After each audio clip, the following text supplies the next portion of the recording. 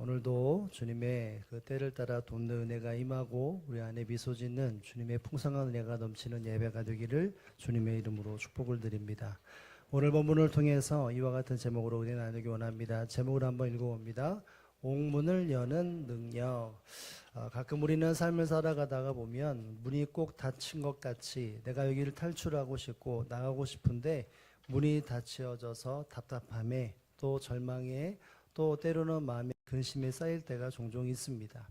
병에 걸리거나 또 어떤 문제가 생기거나 재적인 문제가 생기거나 직장의 문제가 생기거나 가족의 관계 속에서 수많은 난제들이 닥칠 때에 참 이 문을 열고 싶은데 열지 못할 때가 종종 있다는 것을 우리는 알게 됩니다.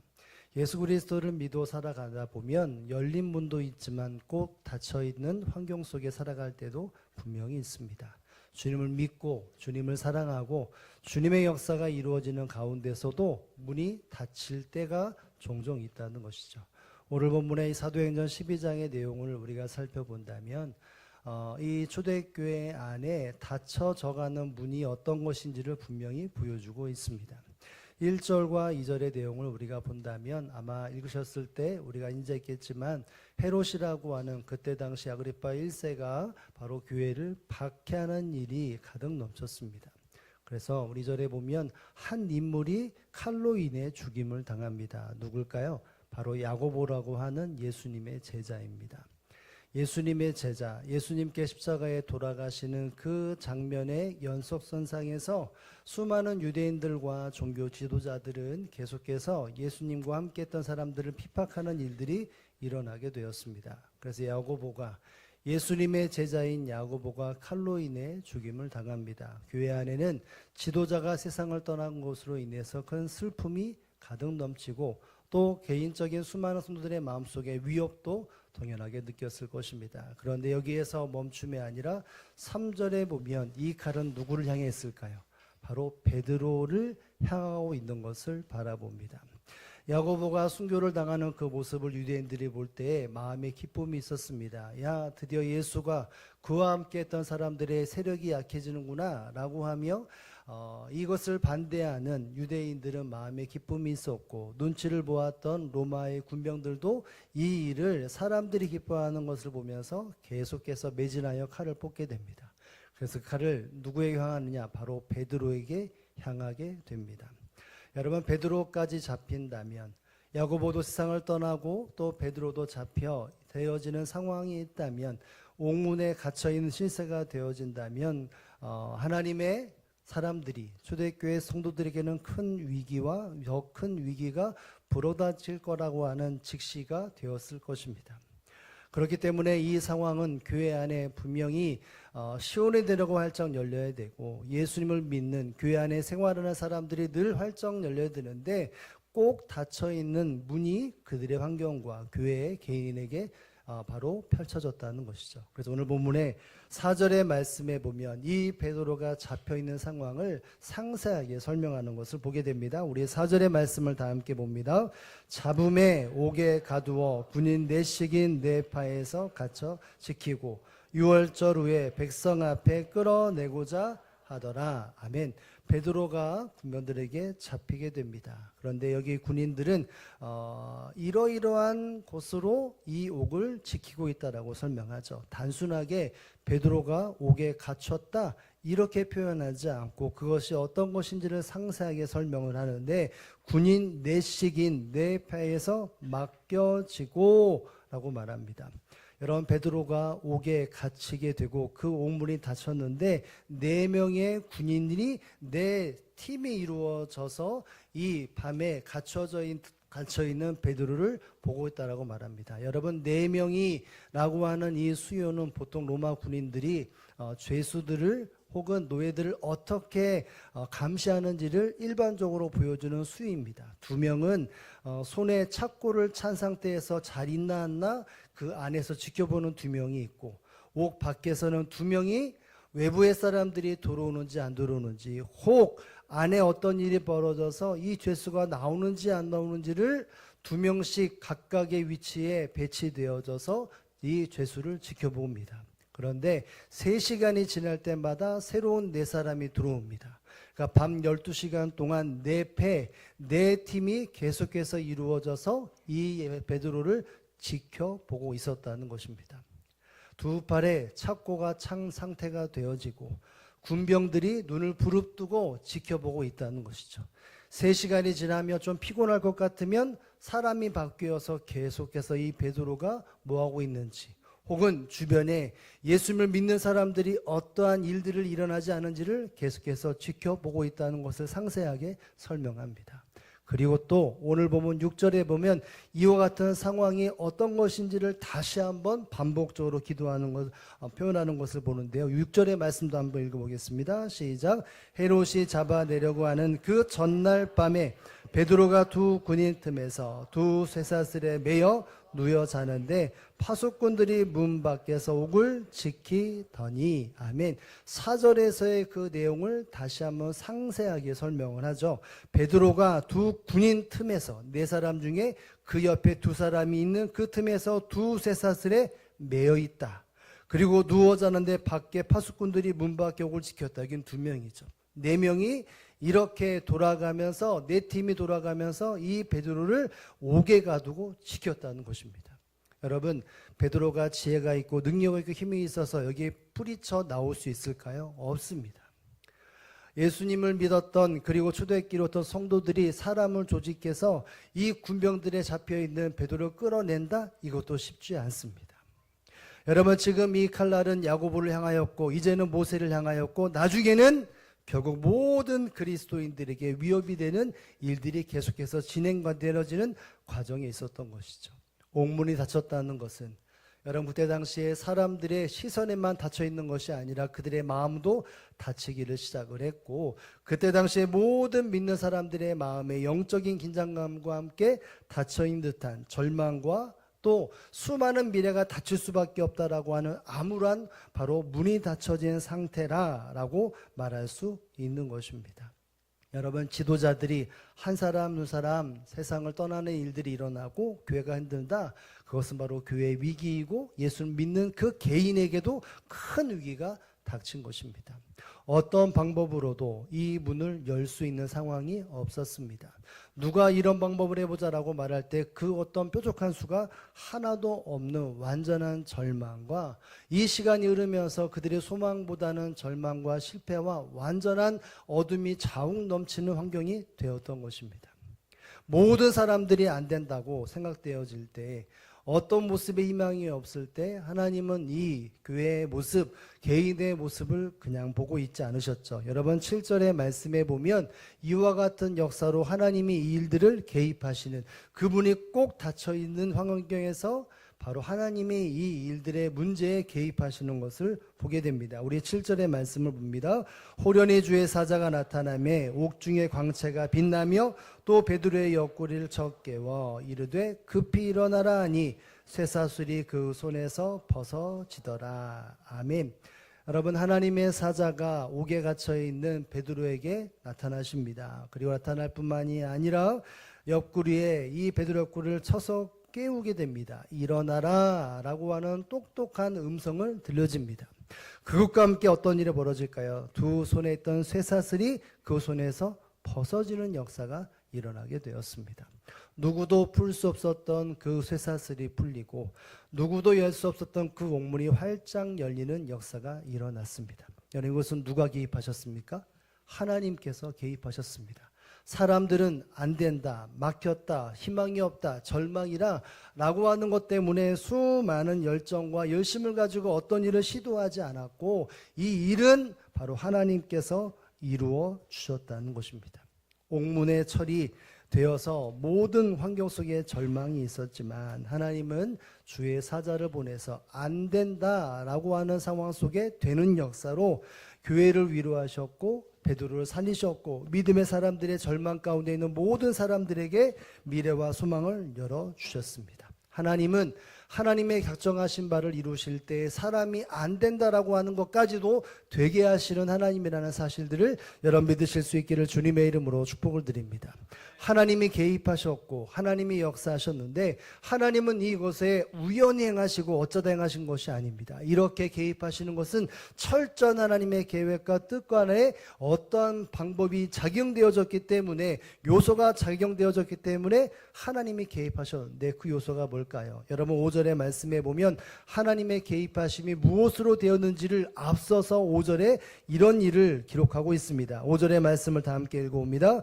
이에 베드로는 옥에 갇혔고 교회는 그를 위하여 간절히 하나님께 기도하더라. 아멘. 여러분, 베드로가 옥에 갇힌 시세가 되었을 때 그 누구도 그를 꺼내올 수 없고 그 스스로 나올 수 없는 상황에서 하나님의 백성들, 교회와 교회의 성도들이 무엇을 했습니까? 그를 위해 죽음의 위기에 처했고 괴로움에 처해 있는, 옥이 꼭 닫혀 있는 그 베드로를 위해서 간절히 하나님께 기도했더라라고 말을 합니다. 하나님의 백성들, 교회 안의 성도들, 교회가 그 어려움과 죽음의 위에 처해 있는 이 베드로를 향해 할 수 있었던 최선의 책은 기도하는 것이었습니다. 근데 어떤 기도요? 간절히 기도했다는 것이죠.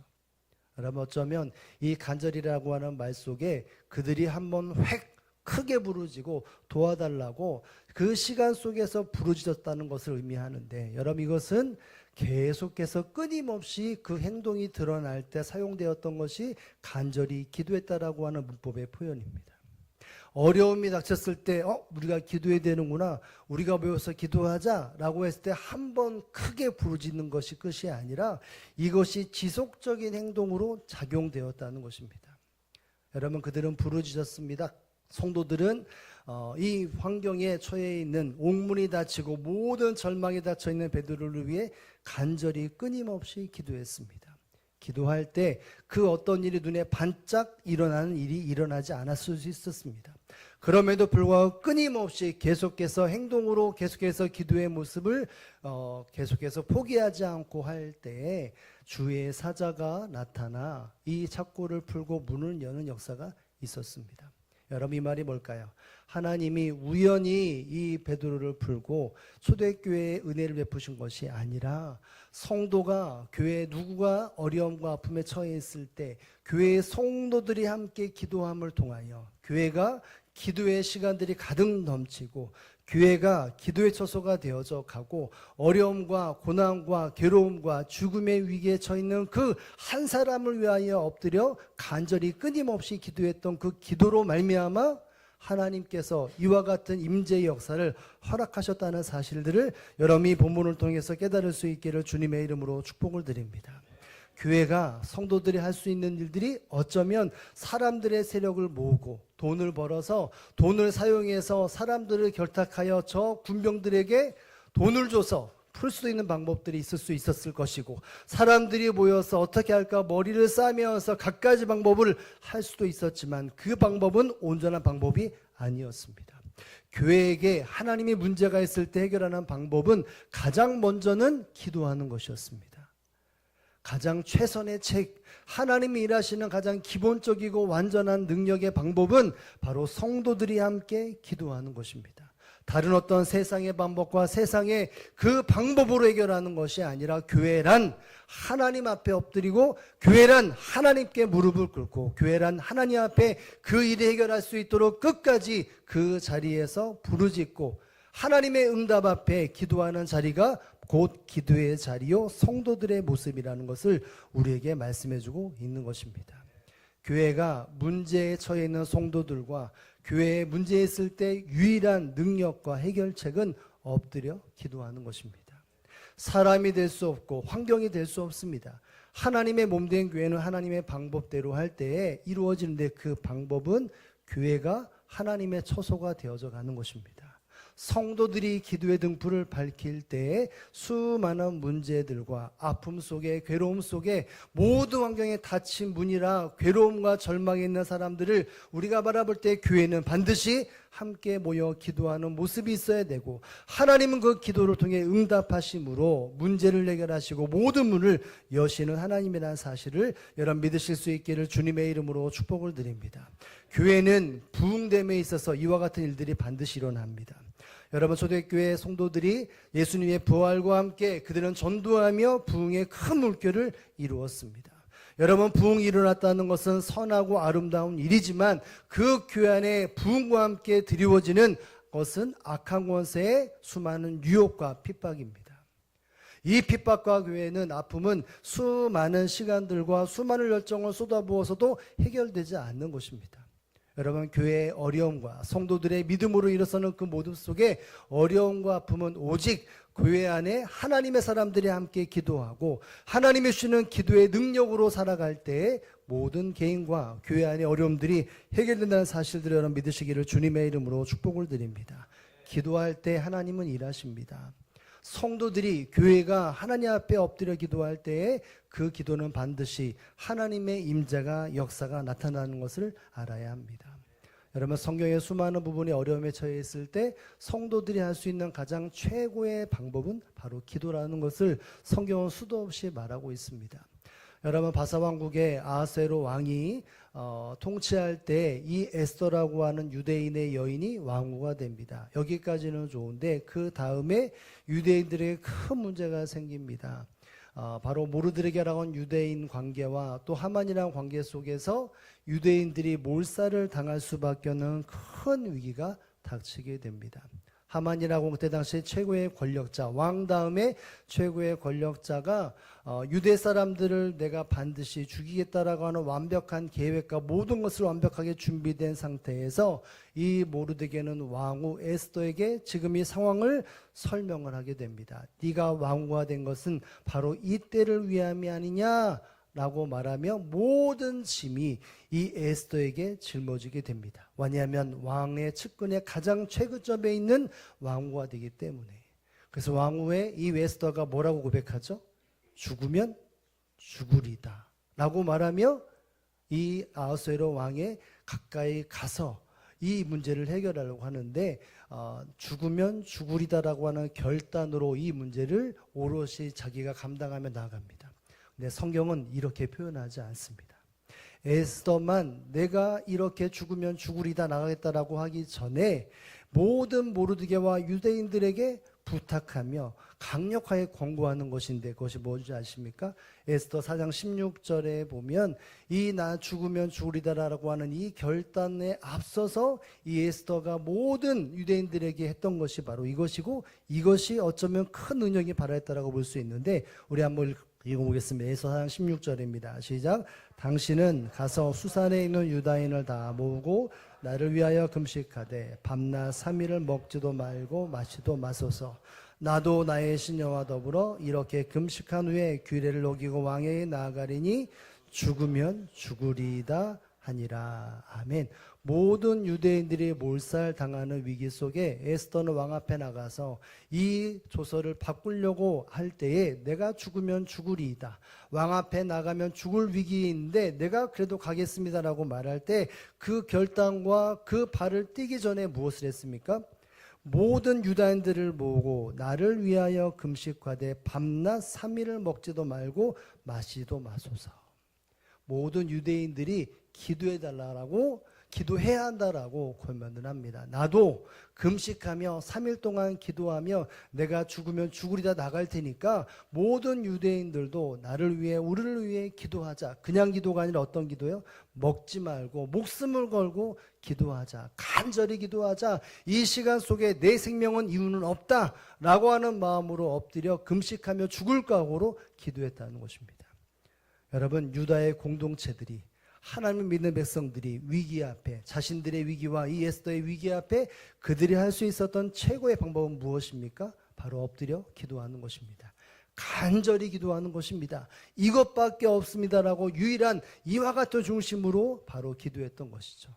여러분, 이렇게 하나님의 공동체가 하나님의 백성들이 기도했더니 모든 유다인들이 죽어나가야 할 그 환경과 그 처형의 장소가 누구의 처형이 나온다면 바로 하만이라고 하는 사람이 처형되어지는 일이 일어나게 됩니다. 에스더도 살고 모든 유다인들이 살 뿐만이 아니라 하나님의 돌보심과 역사를 경험했던 것이 그 상황의 결론입니다. 한 개인의 죽음의 위기, 모든 이스라엘 백성들의 죽음의 위기 속에서 그들이 할 수 있었던 최고의 방법은 돈을 사서 사람들을 모사를 꾸미거나 반란을 일으키는 것이 아니라 이 모든 닫혀있는 현실 앞에서 하나님 앞에 목숨을 내고 기도하는 것이었습니다. 끊임없이 그 시간 속에 목숨을 내어걸고 간절히 기도했을 때 하나님은 위기에 봉착된 닫혀있는 그 물의 현실 속에 있는 수많은 사람들을 건져주시고 일으켜 세우셨습니다. 사랑하는 성도 여러분, 하나님의 공동체의 수많은 특징 중에 가장 첫 번째의 특징은 바로 기도하는 공동체입니다. 어려움과 아픔이 있을 때 그것이 이렇다 저렇다 평가하는 것, 분석하는 것도 중요합니다. 그러나 그것보다 앞서고 그것보다 중심이 있는 것은 이러저런 것보다 가장 먼저 하나님 앞에 엎드리고 하나님의 권능을 바라보고 기도하는 것이 하나님의 백성들의 연합된 힘이라는 사실들을 여러분 믿으실 수 있기를 주님의 이름으로 축복을 드립니다. 여러분, 예수님께서 믿음의 사람들에게 왜 둘이어야 되고 왜 셋이고 왜 둘셋이 중요하고 그들이 무엇을 해야 되는지에 대한 부분들을 이렇게 설명한 것이 있습니다. 마태복음 18장 19절 20절 두 구절의 말씀에 보면 예수 그리스도는 믿는 사람이 어떤 연합이어야 하는지를 이렇게 설명을 하는데 함께 읽어봅니다. 시작. 진실로 다시 너에게 이르노니 너희 중에 두 사람이 땅에서 합심하여 무엇이든지 구하면 하늘에 계신 내 아버지께서 그들을 위하여 이루시리라. 두세 사람이 네 분으로 모인 곳에는 나도 그들 중에 있느니라. 아멘. 너희 중에 두 사람이 땅에서 합심하여 무엇이든지 구한다면, 혼자 기도하지만 하나님이 묶어주시는 그 모임, 하나님이 함께 하시는 그 관계가 하나님 앞에 구하면 하늘에 계신 하나님께서 그 구하는 것으로 이루게 하신다라고 말씀을 하고 있습니다. 여러분, 그래서 마지막 절에 달하는 말씀 아니겠습니까? 두세 사람의 이름으로 모이는 곳에는 나도 그들 중에 있는다. 주님의 이름으로 모였다. 이것은 교회 공동체를 말하고 교회를 말하게 됩니다.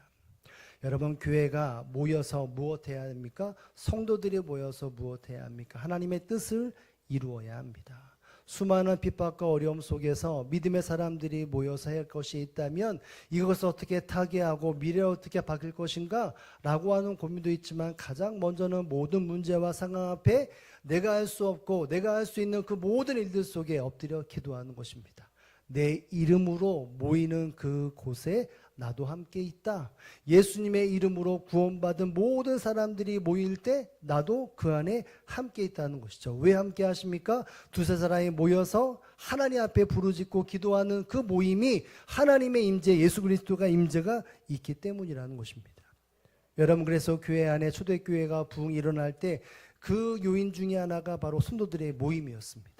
집에서 떡을 떼며 순전한 마음으로 음식을 나누며 전혀 모이게 힘쓰며 기도하게 힘썼더라. 이것이 사도행전 2장에 나온 초대교회의 모습이 아닙니까? 부흥과 함께 일어났던 모습은 바로 교제인데 그 교제는 바로 기도하는 모임이었고 하나님의 역사를 이루어 나가는 바로 모임이었다는 것입니다. 예수님의 이 가르침 앞에 성도들의 핍박을 당하고 어려움을 당하고 순구의 위기에 처해 있을 때마다 교회가 이 모든 일들을 해결하고 개인의 죽음의 문제와 수많은 가정의 문제, 그 문제 앞에 교회가 해야 할 것이 무엇이냐면 바로 그들을 위해, 교회를 위해 함께 기도하는 것이었습니다. 왜요? 예수님께서 가르쳐 주셨기 때문이죠. 내 이름으로 두 사람 모인 곳에는 내가 그들 중에 있고 그들을 위하여 내가 기도 이루리라 라고 말씀하셨기 때문입니다.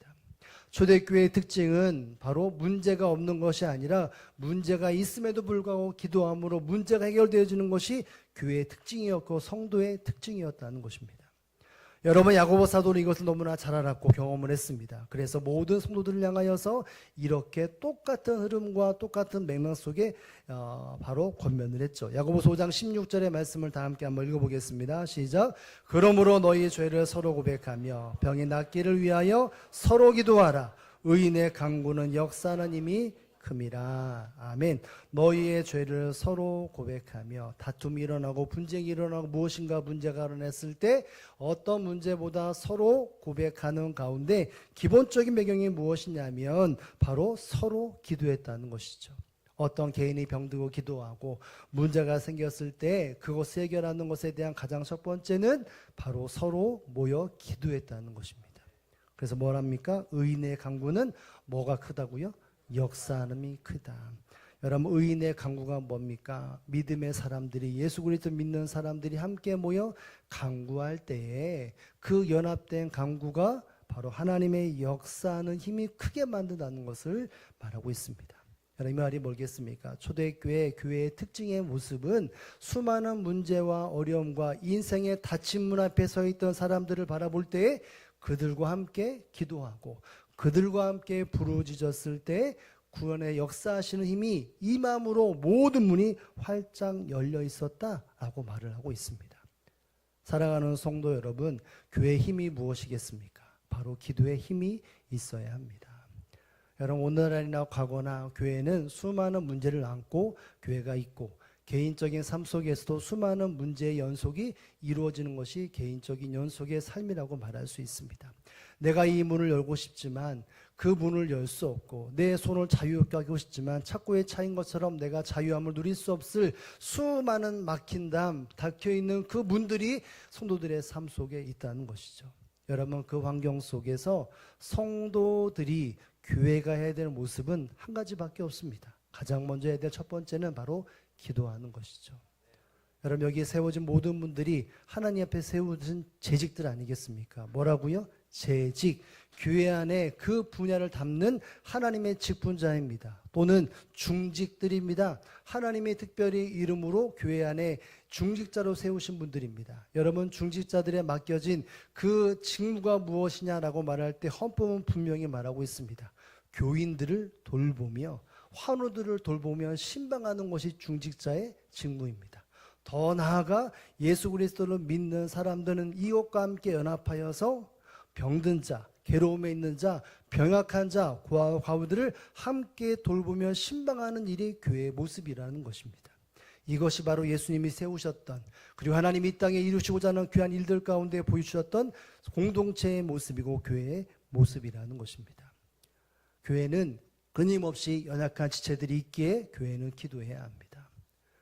이러저런 이야기가 들릴 때 이 사람 이렇더라라고 하는 단순히 소문을 낳는 것이 아니라 이 사람이 이렇다 분석하고 저 사람이 왜 그랬을까, 어떤 일이 잘못되었을까 분석하고 나름대로 결정하는 것이 아니라 세상적인 방법으로 문제를 해결함이 아니라 그 문제가 터지는 그 상황 속에 더 이상 퍼뜨려가는 소문이 아니라 엎드려 기도하는 것입니다. 함께 기도하는 것, 이것은 교회에게 주은 최고의 능력이고 최고의 사명이라는 사실들을 기억할 수 있어야 합니다. 믿음의 강구, 의인의 강구는 역사함이 큼이라. 여러분, 이것은 교회에 하나님의 사람들의 강구는 하나님의 역사를 크게 경험한다는 사실을 바로 입증하고 있는 것입니다. 사랑하는 성도 여러분, 우리의 인생과 교회에는 특별히 수많은 부분에서 닫힌 문들이 앞으로 계속해서 많이 있을 것입니다. 여러분, 그때마다 해야 될 것은 우리가 기도로 그 문제를 덮는 것입니다. 문제는 점점 클 수 있습니다. 그러나 문제가 크다고 해서 해결 방법이 없는 것이 아닙니다. 기도로, 성도들의 합된 기도로 덮어질 수 있게 되어지고 막막함이 미래가 열릴 수 있다는 사실들을 여러분 기억할 수 있기를 주님의 이름으로 축복합니다. 내가 교회의 일원이라면 이 사명이 있습니다.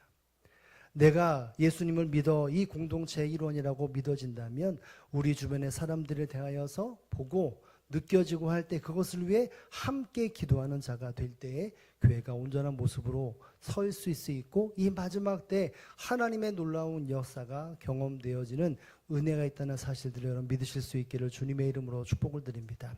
어떤 한 성도가 갑자기 중환자가 되어져 병원에 입원을 하게 됩니다. 의식이 없고 의사가 이리저리 진찰을 했을 때 조심스럽게 가족들에게 말합니다. 지금으로서는 지켜보는 방법밖에 없습니다. 또는 극한 상황이 될 수도 있습니다. 라는 이야기를 하게 됩니다. 그 이야기를 듣고 가족들이 기도하고 교회 목사님과 사람들에게 기도 요청을 하게 됩니다. 그때로부터 교회는 그 제목을 듣고 기도합니다. 예배 때마다 기도하고, 기도회 때마다 기도하고, 새벽에 기도하고, 또 소그룹에 모일 때마다, 다락방에 모일 때마다 이렇게 저렇게 그 성도의 이름을 부르며 기도합니다. 주님, 저 아무개 성도를 지켜주옵소서. 그 가정을 지켜달라고, 생명을 살려달라고 계속해서 끊임없이 기도합니다.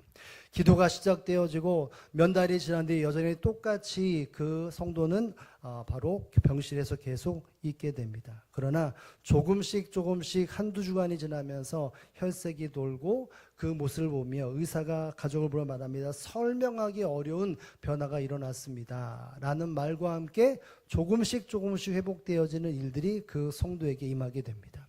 그리고 태어나고 나서 성도들에게 나가서 이렇게 고백했다고 말합니다. 내가 중환자실에 있을 때 아무것도 몰랐는데 나중에 들었습니다. 교회가 성도들이 제 이름을 계속해서 불러주며 기도했다는 것을 들었습니다. 저는 혼자 싸우게 있는 것이 아니었고 저희 가족만 있는 것이 아니라 여러분이 함께 내 환경 속에 함께 싸웠기 때문에 내가 이 자리에 서 있을 수 있었습니다. 라고 간증하며 교회가 따뜻해졌다고 말을 합니다. 사랑하는 성도 여러분, 한 개인의 교회 안의 아픔은 그 개인의 아픔이 아니라 교회의 아픔이 되어야 합니다. 여러분, 그럴 때 하나님은 그 공동체를 통해 역사하시는 것을 통하여 개인을 사시고 교회를 더욱더 온전하게 하신다는 사실을 여러분 믿으실 수 있기를 주님의 이름으로 축복을 드립니다. 우리 주변에 이와 같은 지체들이 있지 않습니까? 꼭 문이 닫혀 있어서 수많은 어려움들, 재정적인 육체의 어려움들, 그 어려움 속에서 꼭 닫혀 있어서 열 수 없고 해결할 수 없는 성도들이 있는데 우리는 어떻게 반응하고 있습니까? 야, 저 사람이 저렇다. 저 사람이 저렇다. 말과 말로만 연결되어지고 소문 퍼뜨리고 하나님 앞에 기도 자리에서 그 이름을 불러가며 하나님 앞에 그 영혼을 올려드리는 모습으로 반응해야 되는데 그러지 않는 모습이 있지 않습니까? 혹은 걱정만 하고 이것이 주어진 하나님의 사명인데 이 사명 앞에 기도의 처소로 만들어야 되는데 그러지 않는 모습이 있지는 않습니까?